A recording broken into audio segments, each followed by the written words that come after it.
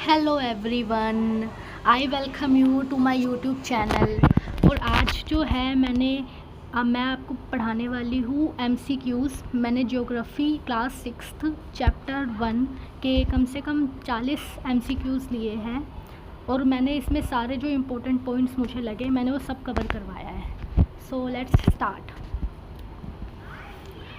What do you call a night when you can see the full moon? हम उस night को क्या बोलते हैं जब हमें फुल मून दिखाई देता है, यानी कि जब वो बिल्कुल एकदम सर्कुलर फॉर्म में होता है तो हम उसे पूर्णिमा बोलते हैं। ठीक है, तो option B is correct. How often can you see the full moon in the sky? अब आपको पता होगा कि जो पूर्णिमा और जो अमावस होती है वो हर फोर्टनाइट में आती है। Fortnight means 15 days. ठीक है, हर 15 दिन की एक फोर्टनाइट होती है। तो हर 15 दिन में एक अमावस का चांद दिखता है और एक पूर्णिमा का चांद दिखता है। तो इसीलिए ये वंस इन अ मंथ हो जाएगा कि पूर्णिमा जो है हमें, फुल मून जो है वो हमें मंथ में एक बार दिखाई देता है। Why can't we see the moon and stars during the day? हम दोपहर के टाइम पे स्टार्स और मून को क्यों नहीं देख पाते? क्योंकि जो सन होता है उसकी लाइट काफ़ी इतनी ज़्यादा होती है कि हम दोपहर में उन्हें देख नहीं पाते और रात में जो है वो विजिबल हो जाते हैं, क्योंकि तब नाइट में जो है लाइट कम होती है। ठीक है, तो ऑप्शन सी इज़ करेक्ट, क्योंकि जो ब्राइट लाइट ऑफ सन है वो प्रिवेंट करती है, हम उसे देख नहीं पाते इसीलिए। ठीक है, अब सेलेस्टियल बॉडीज़ क्या होती है? सेलेस्टियल बॉडीज़ का मतलब होता है खगोलीय पिंड। हिंदी में से खगोलीय पिंड बोलते हैं। जो सन, मून और जितने भी ऑब्जेक्ट्स हैं स्काई में उन सबको हम खगोलीय पिंड बोलते हैं, चाहे वो मीटरॉइड्स हो, एस्ट्रॉइड्स हो, एवरीथिंग। ठीक है, तो option C is correct. What are stars made of? Stars हमारे किन चीज़ों से मिलके बने हैं? रॉक्स से मिलके बने हैं, वाटर से मिलके बने हैं, गैसेस से या फिर डस्ट से? तो option C is correct. Stars जो है वो गैसेस से मिलके बने हैं और जो सन जो है वो हाइड्रोजन और हीलियम से मिलके बना हुआ है। Why do the stars look tiny to us? क्योंकि स्टार हमें इतने छोटे इसलिए दिखते हैं क्योंकि वो हमसे काफ़ी दूर है। अदरवाइज़ जो है उनका जो साइज़ है वो बहुत बड़ा है और हो सकता है वो अर्थ से भी ज़्यादा बड़े हो। Which celestial bodies described? तो इसका सी का आंसर हो जाएगा they are very far from us. Option B, which celestial body is described as a star? The moon, the earth, the sun, the Mars. तो ऑप्शन सी इज़ करेक्ट, क्योंकि sun जो है वो star है और बाकी सब जो है उसके आसपास प्लैनेट्स हैं जो इवोल्व करते रहते हैं। ठीक है, रिवॉल्व करते रहते हैं। What are patterns formed by groups of stars called? अब जो स्टार्स हैं उनके ग्रुप से उन जो पैटर्न बनता है उनको हम क्या बोलते हैं? उसे हम गैलेक्सीज या नेबुले या constellations, asteroids. Option C is correct, हम उसे कॉन्स्टलेशंस बोलते हैं। कॉन्स्टलेशंस मीन्स नक्षत्र मंडल। Which constellation is also known as the big bear? अब जो बिग बियर है वो हम उर्सा मेजर को बोलते हैं, Ursa major. Option B is correct. What is the name of the constellation that includes a group of 7 stars called सप्तऋषि? अब जो सप्तऋषि है जिसके अंदर की 7 स्टार्स आते हैं तो वो किस कॉन्स्टलेशन का पार्ट है? वो पार्ट है अर्सा मेजर का। तो option B is correct. How did people in ancient times determine directions during the night?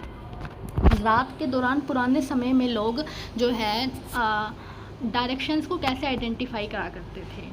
by the position of the moon, by the flight of birds, with the help of stars, by the direction of the wind? तो ये होगा कि with the help of stars। ठीक है, which star is also known as the pole star? तो इसका option हो जाएगा option number C, Polaris. what does the pole star indicate? अब जो पोल स्टार है वो कौन सी डायरेक्शन को इंडिकेट करता है?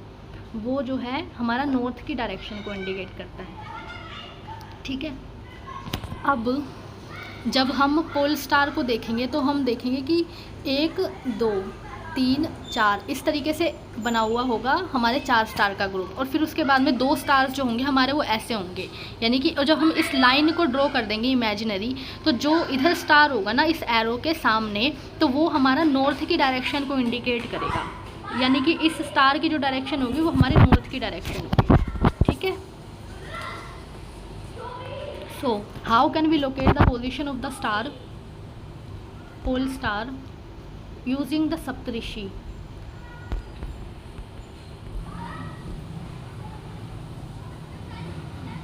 यहाँ लिखा है how can we locate the position of the pole star using the Saptarishi. अब सप्तऋषि के थ्रू हम जो है कैसे आइडेंटिफाई कर सकते हैं। Option B is correct, by drawing an imaginary line joining the pointer stars and extending it. तो जो लास्ट के जो 2 स्टार्स बताए मैंने उन्हें पॉइंटर स्टार्स बोलते हैं। अब 15th, what are celestial bodies that do not have their own heat and light cold। उन सेलेस्टियल बॉडीज़ को क्या बोलते हैं जिनकी खुद की हीट और लाइट नहीं होती। जैसे कि स्टार्स की हीट और लाइट होती है तो हम उन्हें स्टार्स बोलते हैं, तो जिनकी नहीं होती उन्हें क्या बोलते हैं, हम उन्हें प्लैनेट्स बोलते हैं। What does the word planet mean in Greek. In Greek planet means wanderers, means आवारा, ठीक है, जो घूमता रहता है। प्लैनेट्स भी क्योंकि घूमते रहते हैं सन के आसपास, इसीलिए ग्रीक में इनको वेंडरर्स बोलते हैं। From where does the earth get its heat and light. The moon, other planets, the sun, stars in general.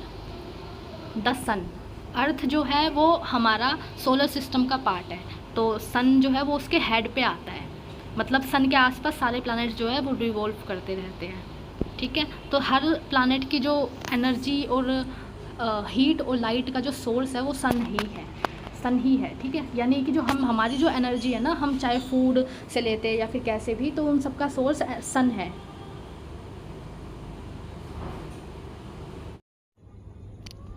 Next है how would the earth appear if viewed from a great distance such as from the moon. अगर हम moon से अर्थ को देखेंगे तो अर्थ कैसा दिखाई देगा। Dark and invisible, shining like the moon, covered in clouds और ब्लू एंड ग्रीन। तो इसका आंसर होगा blue and green. What is the moon in relation to the earth. A planet, a comet, a satellite, a star. तो पूछा गया है कि moon जो है वो अर्थ का क्या है, एक सैटेलाइट है, वो भी natural satellite. How many other planets besides earth, how many other planets besides earth get heat and light from the sun. 5 6 7 8। तो हमारे पास में हमारे जो सोलर सिस्टम है उसमें टोटल जो है 8 स्टार्स है।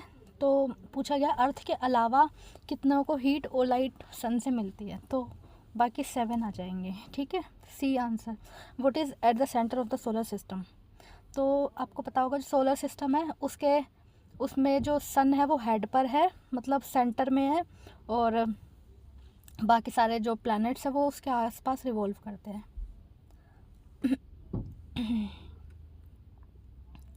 How far is the sun from the earth. तो ये हो जाएगा 150 मिलियन किलोमीटर।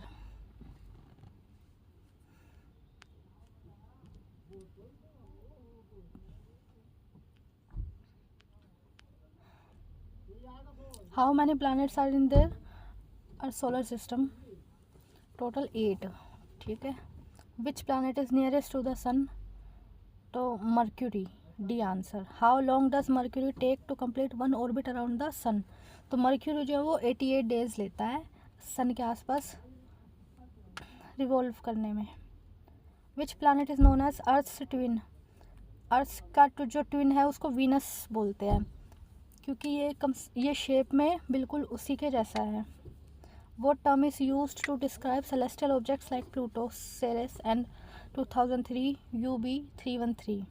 इनको जो है हम ड्वार्फ प्लैनेट्स बोलते हैं, क्योंकि ये एक जो क्राइटेरिया होता है उसको फुलफ़िल नहीं कर पाते, जो आई थिंक साइज़ होता है।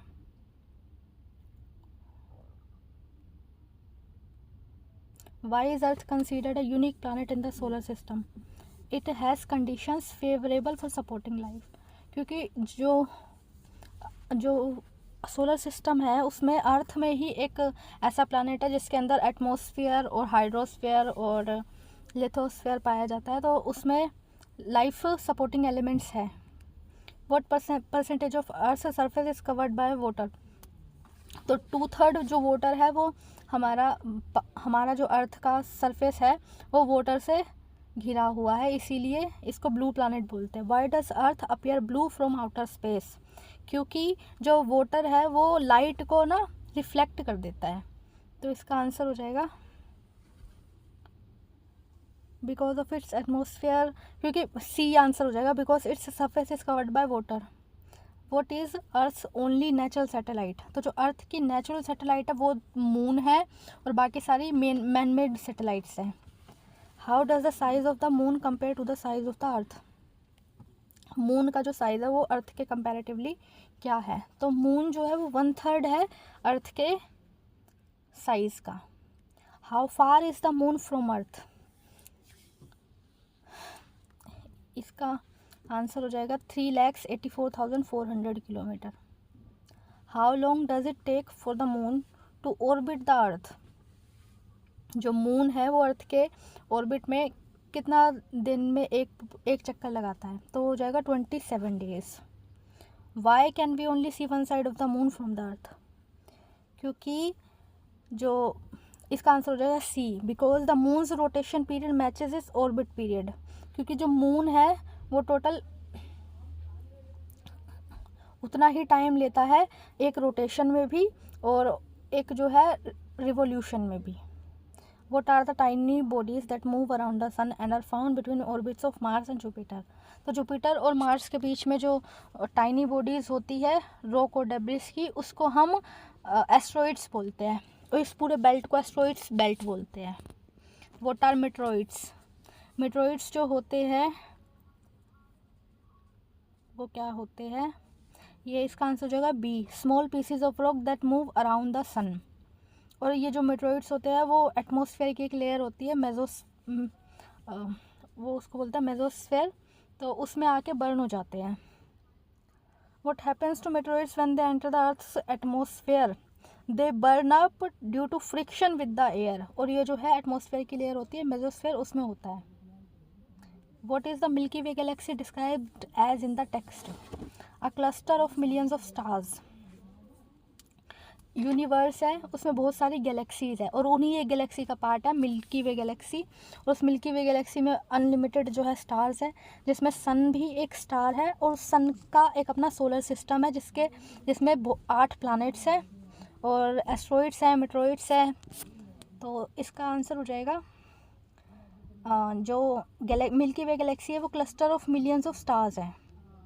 What was the milky way galaxy called in ancient India? Ancient India में मिल्की वे गैलेक्सी को आकाशगंगा बोला जाता था। What makes up a galaxy? Billions of stars, clouds of dust and gases, only stars, only planets, only comets and asteroids. तो ये इसका answer हो जाएगा A, billions of stars, clouds of dust and gases. What is the universe described as in the text? तो universe क्या है? System of galaxies है, यानी कि एक यूनिवर्स में बहुत सारी गैलेक्सीज आती है और वही एक गैलेक्सी जो है मिल्की वे गैलेक्सी जिसका पार्ट है सोलर सिस्टम, और सोलर सिस्टम में अर्थ है और बाकी सारे प्लैनेट्स हैं। So this is for all. Thank you. If you like this video please like and subscribe. Thank you.